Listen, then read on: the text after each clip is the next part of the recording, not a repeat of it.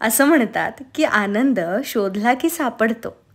मग जर आपण आनंदी नसू तर आपण आनंद शोधण्याच्या प्रयत्नात कमी पडतोय. नमस्कार मंडळी, मी सायली, तुमची जवळची मैत्रीण. स्वतःमध्ये काय चाललेलं आहे याची जाणीव करून घेण्यात, स्वतःबरोबर वेळ घालवण्यात आनंद आहे. सकाळी उठल्या उठल्या आधी शांततेची अनुभूती घेण्यात जो आनंद मिळतो त्याला कशाचीही तोड नाही. तुम्हाला माहिती आहे का, प्राणायाम आणि ध्यान करताना स्वतःला एका वेगळ्या उंचीवर पाहणं, सर्व स्वप्न पूर्ण झालेली पाहणं, यामध्ये सुद्धा आनंद आहे. स्वतःबद्दल सकारात्मक वाक्य बोलली की दिवस कसा सकारात्मक आणि आनंदी जाण्यास मदत होते. आणि म्हणूनच रोज सकाळी येणाऱ्या दिवसाचं स्वागत करण्यासाठी मी शांततेचा आनंद घेते. जेव्हा आपल्या शरीरावरती ताण येतो, जेव्हा आपण योग प्राणायाम करतो, तो जो ताण आहे तो आपल्या शरीरामध्ये सकारात्मक बदल घडवतोय. या सगळ्या गोष्टीची जाणीव होणं म्हणजे आनंद आहे. दिवसभरात आपल्यामध्ये खूप सकारात्मक बदल होणार आहेत हा विश्वास ठेवणं म्हणजे आनंद आहे. या सगळ्या गोष्टीतून मला खूप आनंद मिळतो आणि म्हणूनच मी म्हणते की हो, आनंदी राहता येतं. आनंदी राहणं खूप सोपं आहे. सकाळच्या कोवळ्या उन्हाची किरणं अंगावर झेलताना ऊब जाणवते आणि ती ऊब म्हणजे आनंद असतो. असं नाही वाटत का तुम्हाला? माझ्यासोबत झाडीसुद्धा सूर्यकिरणं स्वतःवर झेलत असतात. माझ्यासोबत ते सुद्धा दिवस प्रकाशमय करण्यासाठी ऊर्जा झेलत असतात आणि आनंदाची अनुभूती घेत असतात. सकाळच्या 1 कप चहामध्ये किती आनंद सामावलेला असतो. आपण रोज तर चहा पितो, पण कधी चहाच्या एका घोटाचा अनुभव घेतलाय का? चहाच्या प्रत्येक घोटाची जाणीव होणे म्हणजे आनंद. बागेत बसून झाडांशी गप्पा मारणे म्हणजे आनंद. त्यांना त्यांच्या वाढीबद्दल सांगताना किती आनंद होतो. त्यांच्यात होणारे रोजचे बदल पाहणं किती सुख देतं. अशा वेळी स्वतःमध्ये होणाऱ्या बदलांची सुद्धा जाणीव होते आणि ती होणारी जाणीव म्हणजे आनंद. आपल्या स्वतःमध्ये काय बदल होत आहेत, आपल्या मनामध्ये रोज किती बदल होतात, कोणकोणत्या दिशेला आपले विचार जात आहेत, ह्या सगळ्याची जेव्हा आपण जाणीव करून घेतो ना, तेव्हा आनंद होतो आणि आपोआपच आपल्याला सगळ्या गोष्टींचं सोल्युशन मिळतं. जीवन जगण्यासाठी सकारात्मक ऊर्जेची खूप गरज असते आणि सकाळी उठल्या उठल्या ही सगळी सकारात्मकता स्वतःमध्ये भरून घेणं म्हणजे आनंद. रोज थोड्या वेळासाठी आपलं मन परमेश्वराला अर्पण करणे, सगळ्यांना क्षमा करणे, ह्या 2 गोष्टींमध्ये खूप आनंद आहे. आणि जेव्हा आपण असं करतो त्यावेळेला आपला आनंद द्विगुणित होत जातो.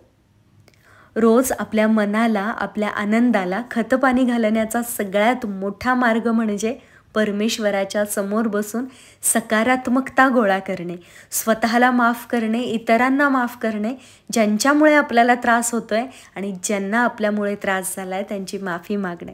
आपण थोड्या वेळासाठी परमेश्वरासमोर अर्पण होतो, पण ती जी ताकद आहे ती नेहमी आपल्यासोबत राहते आणि त्यात आनंद आहे. स्वतःसाठी छान काहीतरी बनवून घेणे म्हणजे आनंद.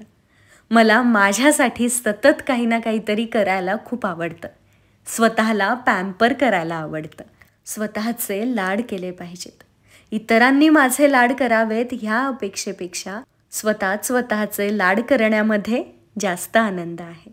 स्वतःचे लाड करण्यासाठी जे काही केलं पाहिजे ते सगळं करावं.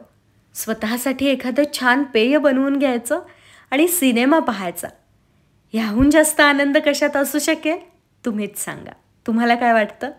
आनंदी राहता येत नाहीये हा विचार आधी सोडला पाहिजे आणि आनंदी राहता येतं असा विचार केला पाहिजे.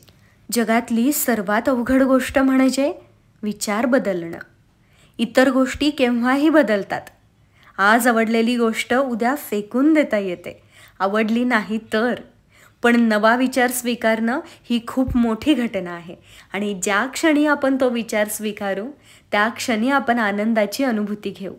घरातली लहान सहान कामं करणं म्हणजे आनंद. मला ह्यामध्ये खूप आनंद मिळतो आणि प्रत्येक स्त्रीला या गोष्टीतून खूप आनंद होतो. फक्त दृष्टिकोन बदलायचा आहे की मलाच सगळं करायला लागतंय ह्यापेक्षा मी सगळं छान करते, छान करू शकते, माझ्याशिवाय घरामध्ये एकही काम होत नाही, ह्याची जाणीव होणे म्हणजे आनंद. कारण जेव्हा आपल्याला ह्याची जाणीव होते की अख्खं घर आपल्या हातांवरती चाललेलं आहे, तेव्हा आपला आत्मविश्वास वाढतो आणि तो वाढलेला आत्मविश्वास म्हणजे आनंद. हा आत्मविश्वास आपल्याला प्रत्येक काम आनंदाने करायला शिकवतो.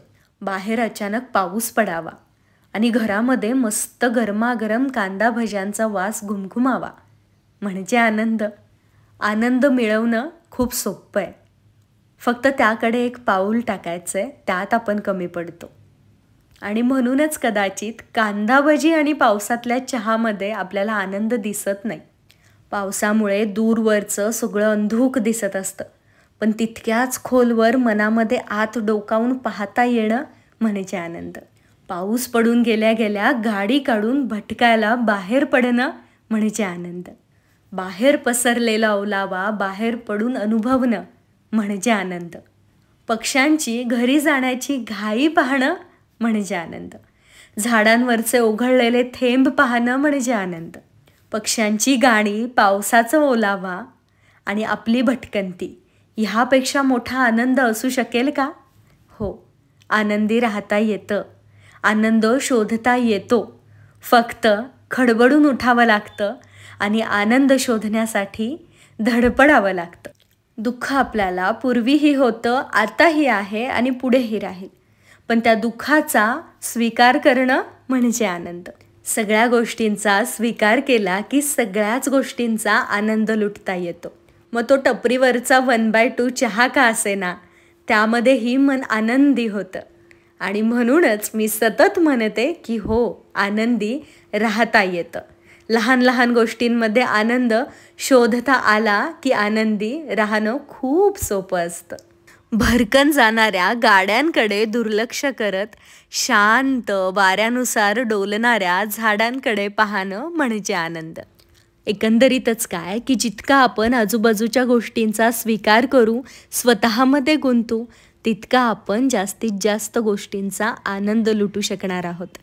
त्यासाठी आपल्याला आपल्या भावना समजून घ्यायच्या आहेत, स्वतःमध्ये गुंतायचं आहे आणि म्हणूनच स्वतःला थोडा वेळ द्यायचा आहे.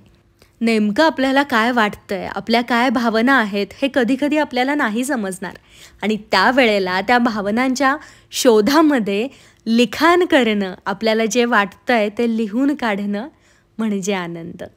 प्रत्येकच येणारा दिवस आपल्याला आनंद शोधण्याची संधी देतो आणि त्या संधीची जाणीव असणं म्हणजे आनंद.